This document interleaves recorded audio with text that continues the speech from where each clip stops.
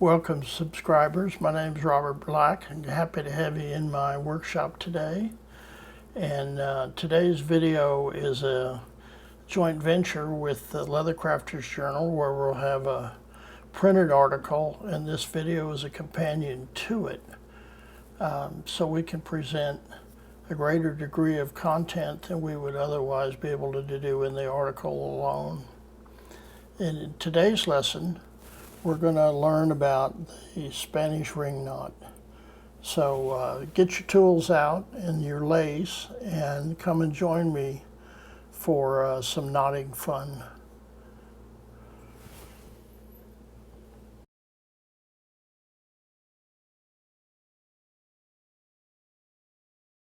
For this project, we're going to need some lace, and I'm using 1/8 inch kangaroo lace. It's really good stuff. We're going to need some saddle soap to lubricate our lace before we tie knots. And we're going to need some scrap lace for our build-ups underneath our knots. And then a small wooden dowel to put our knots on in lieu of having a project. When we're done with the projects, our stick is going to look like that. We're going to need something to measure with. We'll need to have some scissors. We'll need a way to have it to trim the ends on our knots. I use just nail clippers. We'll need a fit for any tightening we may need to do. And I like the C.S. Osborne 477 fit. It's a wonderful little tool. And then I recommend having a bone folder for squaring up and burnishing the knots after we tie them. So that's what we're going to need to get started.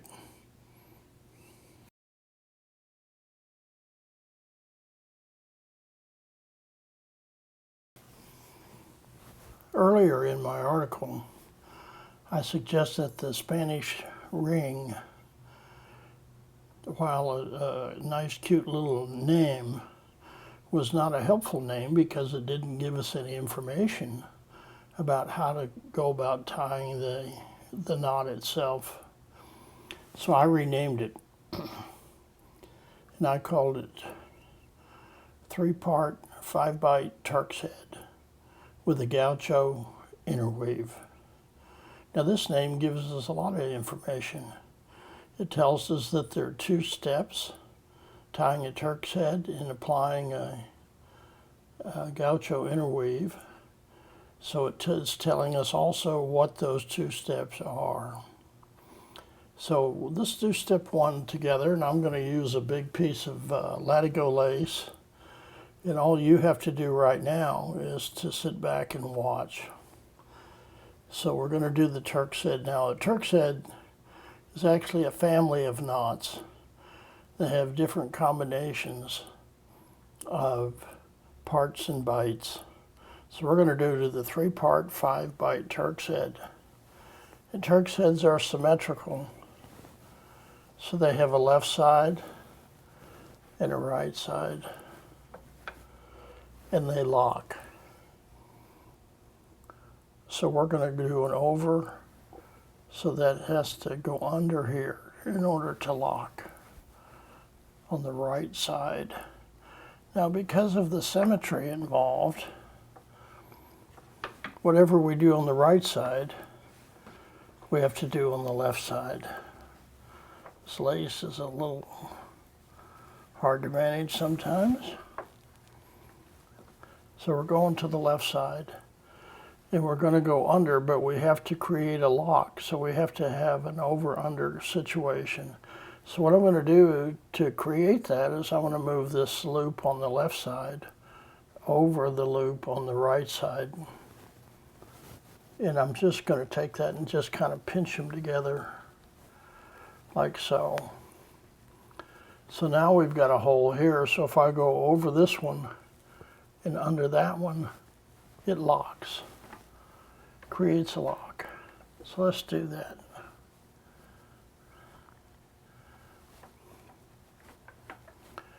So I'm going to go under the left side, like so. So now I'm back over to the right. So this used to be on the left side, so I got to put it back where it came from. So I'm going to go left with that loop. So now I'm going over, so I go under here to make my lock. So we'll just pull that through. I think we'll just pull it through.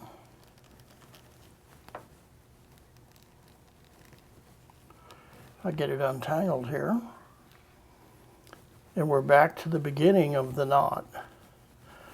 Now notice that our standing part, which is where we began, and our working end are on the same side of the knot. Now what that tells us is that the Turk's head itself is complete. We're finished with it. And we can count the parts just to check our work. We've got 1, 2, 3 parts. So the parts identify the width across this way of a Turk's head knot. So we have 1, 2, 3, just what we wanted. Now the scallops here are called bites. And we've got 1, 2, 3, 4, 5 of them. So we have 3 parts and 5 bites, which is the Turk's head we wanted to have. That's it. That wasn't so bad, was it? So now we're going to apply an interweave to this foundational knot that we just tied. And now why would we want to do that? Why don't we just, if the Turk's head's tied, why don't we just tighten it up? Well, because we're creating a decorative knot. And the Turk's head by itself doesn't have enough bites in it to really show off the pattern in a decorative way. So we're going to add more bites by inserting an interweave inside this Turk's head knot. So here we go. So we're going to go over the standing part, and then we're going to do a pattern of under 1 over 2. So here's our under 1.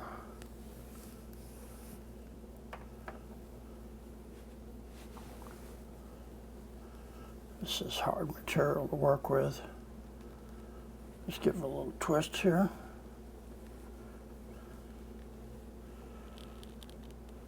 Under 1, and you'll rotate the knot towards you, and the lace just falls where it's supposed to. It goes under over 2, I mean. Now we're going to go under 1 again.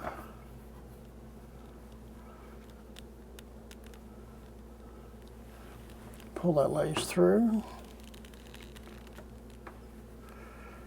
Rotate the knot towards you, and we go over 2. And here's another under 1.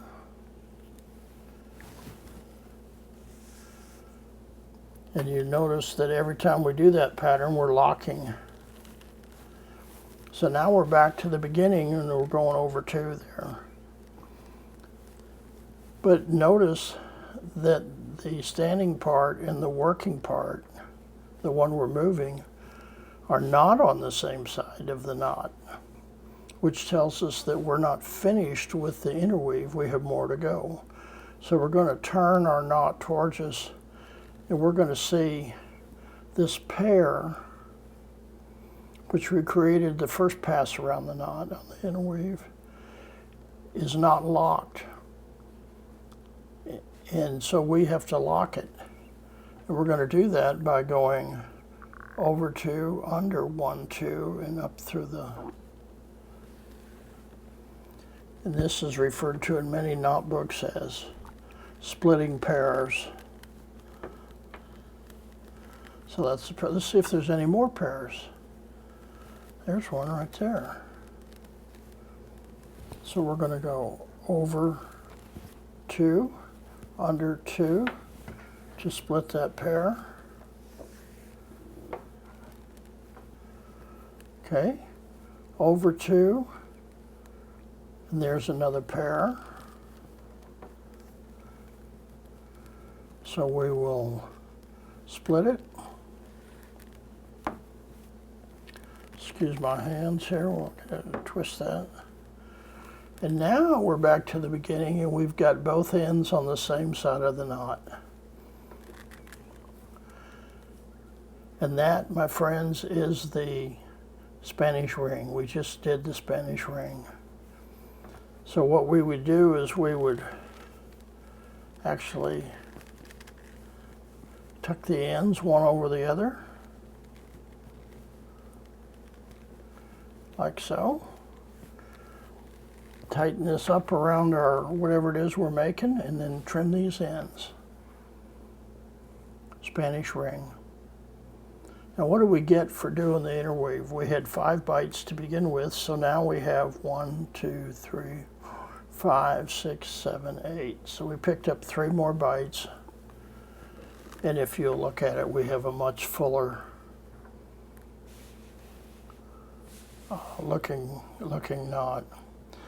Now the thing that makes this a gaucho knot, or a couple of things that are involved here. One is you'll notice these V pattern, and it goes around the circumference of the knot. And all the bites that we added when we put the interweave in are on the outside. So we started with a 5-bite knot, now we have an 8-bite knot. And you can see this trait in wider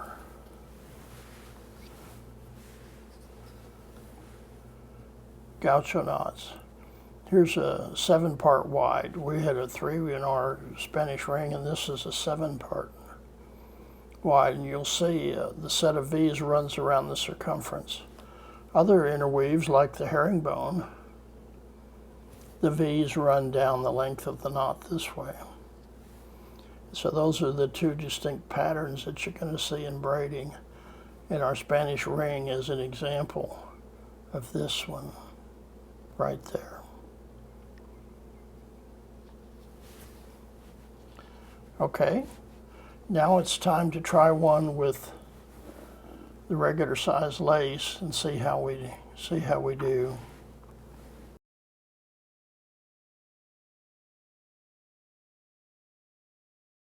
It's time to do one of these together, and I'm using 1/8 inch kangaroo, and I'll actually zoom in a little bit here so you can see a little better.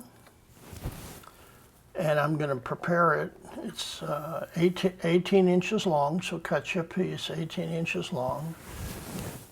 I'm going to take saddle soap, and I'm just going to run this through there and kind of lubricate this so it makes it easier to handle the lace. Don't have to put a lot on. You rub it in with your fingers a little bit. And from now on, I'm going to just assume that I've put the saddle soap on it. I'm not going to show it in the video over again. So we'll put that away. It's usually good to use something like saddle soap or a conditioner. So when we look at this lace, one of the things we're going to do is we're going to look for splices.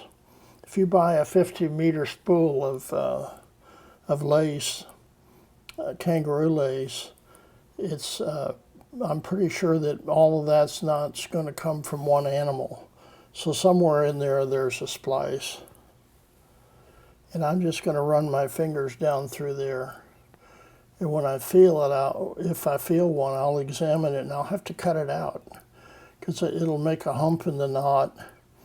It'll stare at you if you put a finish on it. It's just not a good thing. So you always want to check for splices before you get very far with lace. So now we're going to repeat the same steps that I just showed you in the demonstration. We're going to make a right side, left side, and we're going to create our first lock right here. And you'll get that over there to the left. Now I'm going to take the left loop and over the right loop, and I'm just going to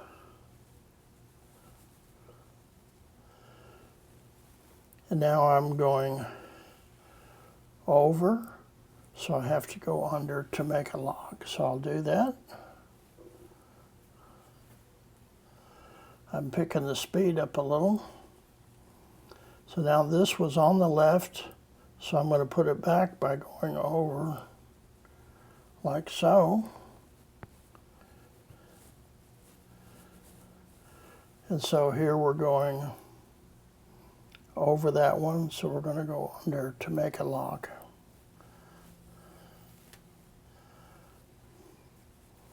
And there's our Turk's head.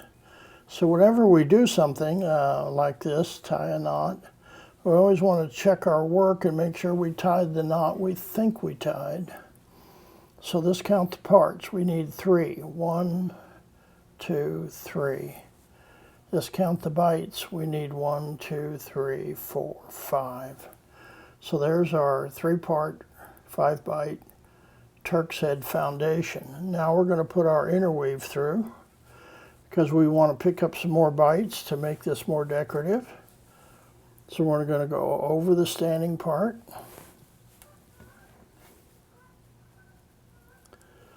And then we're going to go under 1 over 2 for the first time around the Turk's head. Remember, we're going around the Turk's head twice to create the gaucho interweave. So here we're going to go over 2, under 1,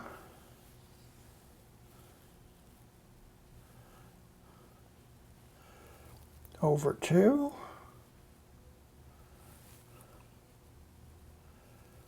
under 1,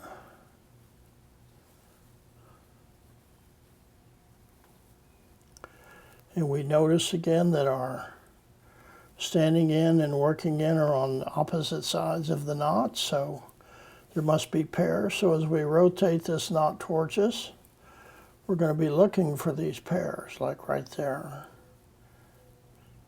In our pattern on the second pass around the knot, it's going to be over 2, under 2.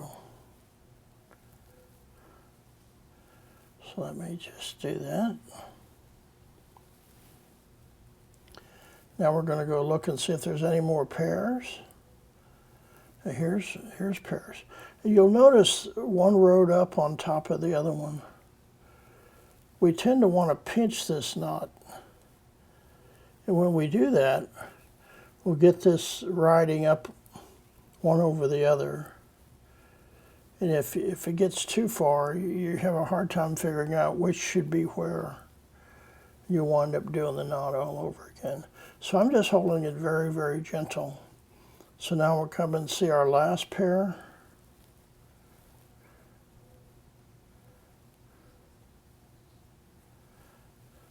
Like so. And we're back to the beginning.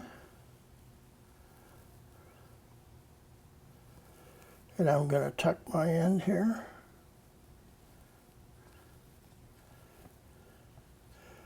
Now this knot's ready to be applied.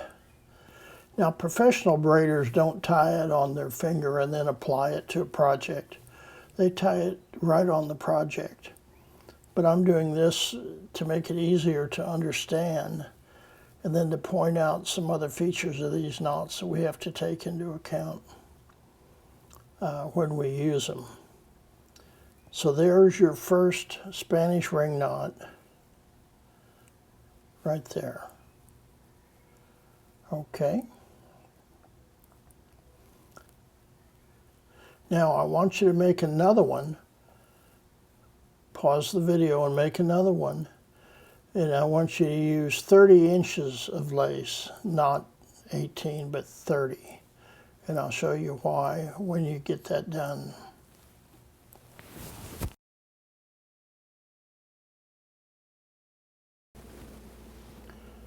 Welcome back. Now this is what you should have.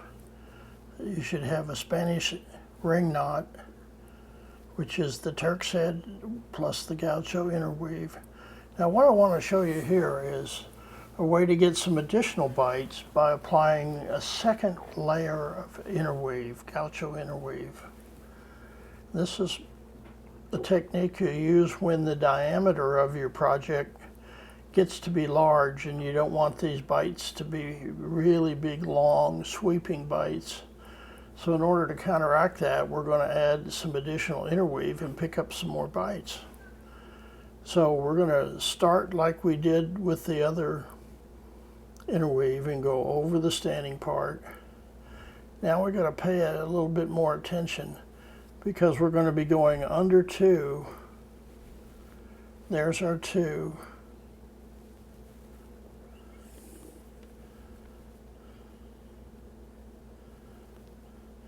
Then we're going to be going over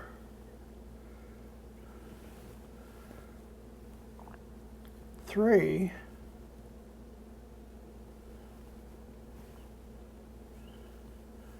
And under 2. So 1, 2, 3, under 2.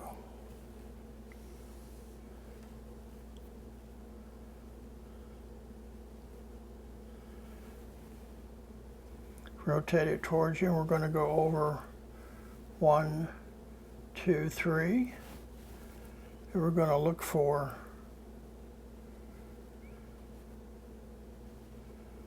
there's our under 2. And what I'm doing to find it is I'm just letting the lace fall down next to a parallel piece and rotating, like so. And there's the only other 2 that it can be right there. Now, as in the first layer of interweave, we created pairs by going around this first pass. So we're going to go looking for those pairs and we're going to split them. So as I turn here, and you'll see right here, there's a pair. And we can just pull that open. The knot's tied. You could run over it with a truck and wouldn't hurt it. So I'm going to go over 1, 2, 3 and under 1, 2, 3. And we're on our second go around the knot, splitting pairs as we go.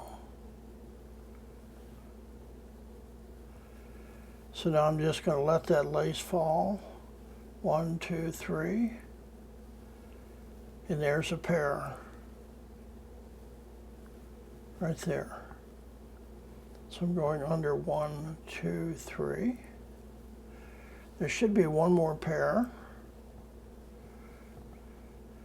So I'm going to go over 1, 2, 3. And then sure enough, there's our pair. Right there.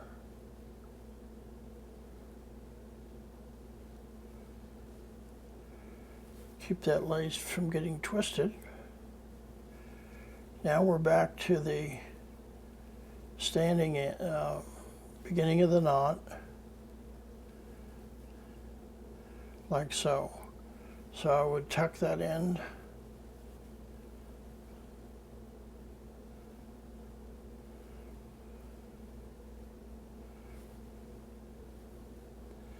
Now this count the bites. Let's see what we have on bites.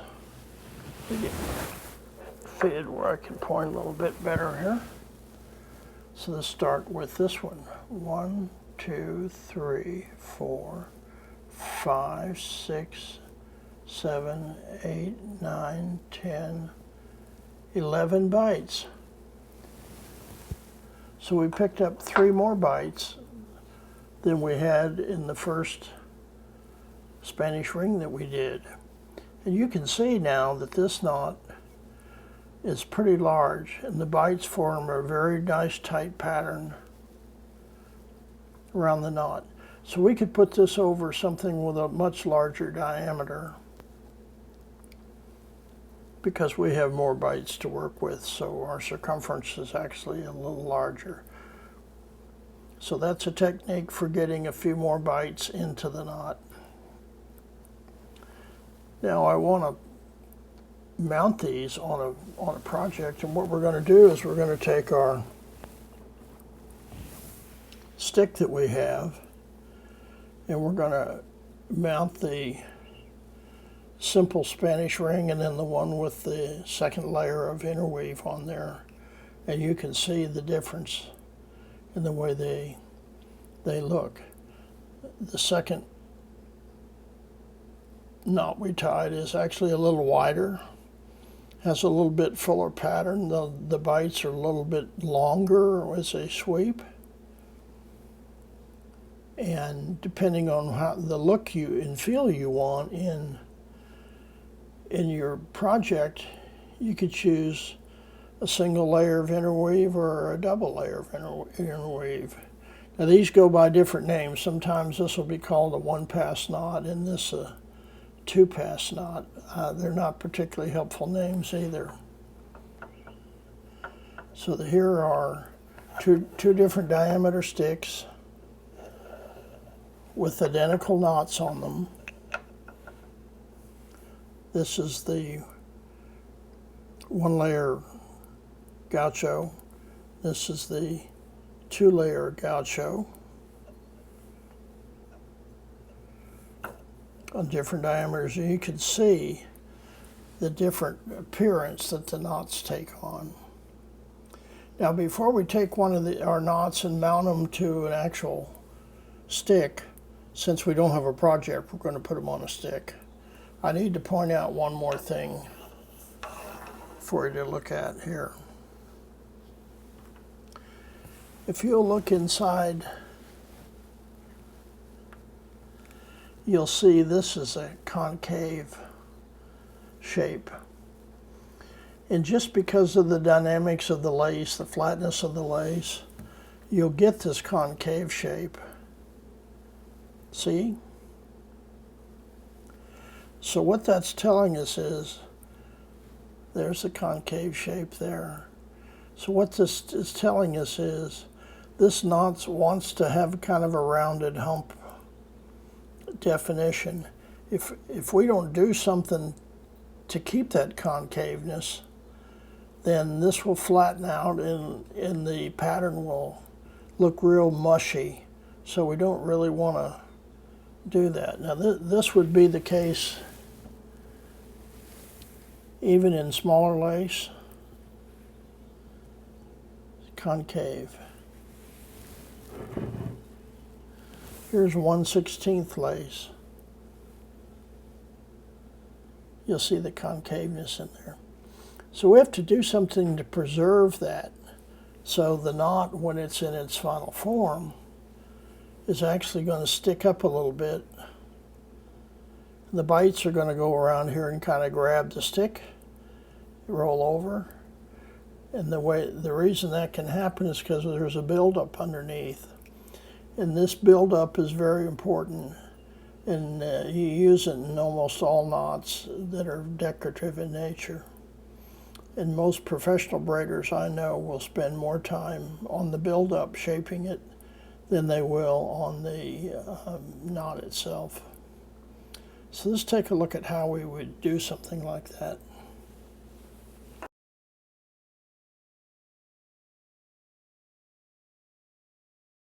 So we've made two knots, one with the Turk's head with a single gaucho interweave and then one with a double. And we want to incorporate them into a project, but we don't have a project. So we're going to use a wooden dowel rod. Actually, this works pretty good and you have a record of what you did, especially when you're learning. I have hundreds of these sticks with different knots on them. And when I go to do a project, I can pull them out and see what the finished knot's going to look like and help me choose which one to use in a project. Now, we talked about the concaveness of these narrow knots here and how we want to preserve that when we go to use a knot in a project. And we do that by making a buildup that resembles the shape of that concaveness. And how do you know what buildup to use? It can take quite a little bit of experimentation. What I do is I keep my scraps of lace and I build them up based on other experiences I've had with the same knot. And the advantage of doing it with leather is you could take a Dremel tool or sandpaper and shape that a little bit before you put the knot on it. So the knot's going to look like whatever's underneath it. So this is what establishes the final appearance of the knot. So that's why it's so important. And if you get it wrong, you wind up having to take the knot off. So it takes a little practice. And what I want to show you here is, you see how these bites roll over from the center, come down, and they just touch the stick. And the knot itself doesn't flatten out at all. That's what we're looking for. So what I've done is I've taken some of my pre-glued lace that I've built up, and I've just created a little ring around here. And I'm going to take this Turk's head and slide it over the top of that, like so. And now I'm going to have to do some tightening, take the slack out of that.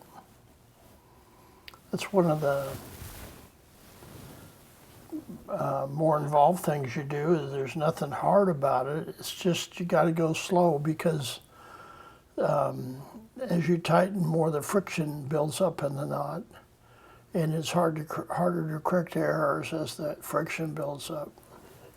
So what I'm going to do is start with any bite, and I'm going to put my fit under that bite, and I'm going to rotate. I'm going to do this, because I don't want that sharp point pointing right at my finger with a lot of pressure on it. And I'm going to follow that same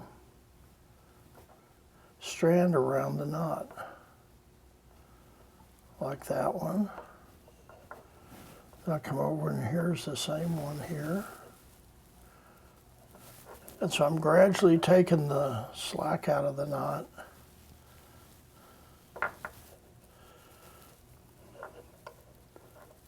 And I'm shaping this over. I can feel that buildup that I laid under there with my fingers, and it's right in the center of it. So there, I pulled on the wrong one. So I'll just back up one bite. Now, eventually, you're going to get the slack to come out. And what you don't want to do is, by accident, pull these ends out of place, because it can be difficult to get them back. So I'm going to go around this knot as many times as it takes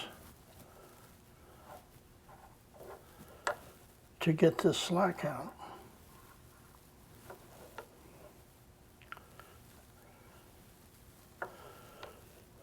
And that's what I want you to do. Now, there's a tendency to use too much buildup, and the knot really doesn't grip it very well. So start out slow, start out small, and things will work out just fine.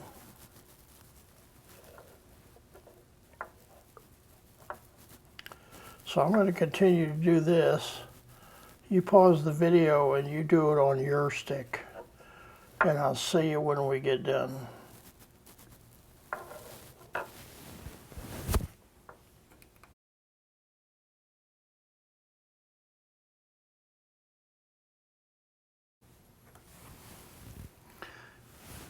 Okay, I've tightened it up pretty good. And what I'm going to do now is I'm just going to put it on the table and give it a roll with my hand.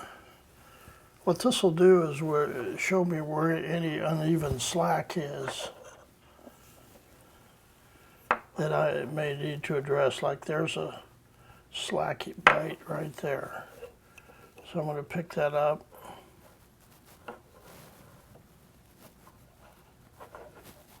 See how much slack there was in there? So rolling is a handy thing to do.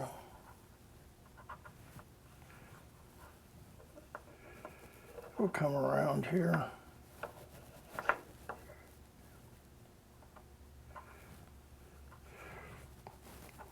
Now, not like the one with the double interweave. It's got twice as much lace in it as this one does. So it's going to take quite a bit longer to remove the slack.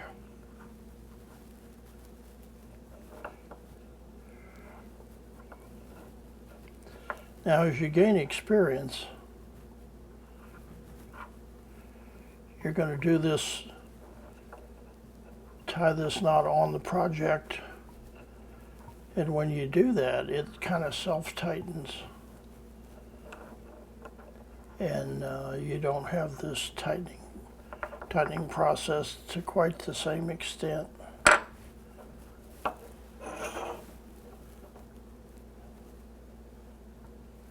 Okay.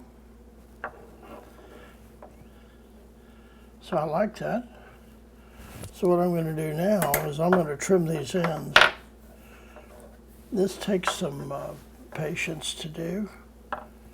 I'm going to use these nail cutters. I'm going to run right up close.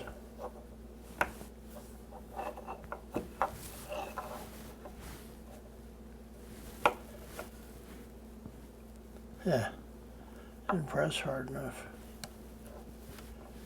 And trim that off. When I push that bite into place, kind of covers that up. Now we'll do the same thing here. Let's run that really up, really close. Give it a little tug. See how that pulled that out.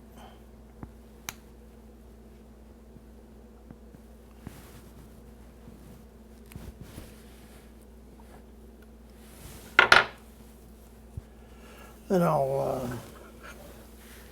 take my bone folder, which is the best ones are made of real bone. And I'll square the edges up.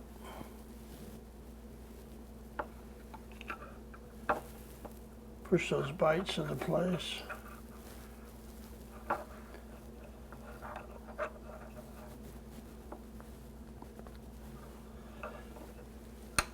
There we have a pretty good looking knot.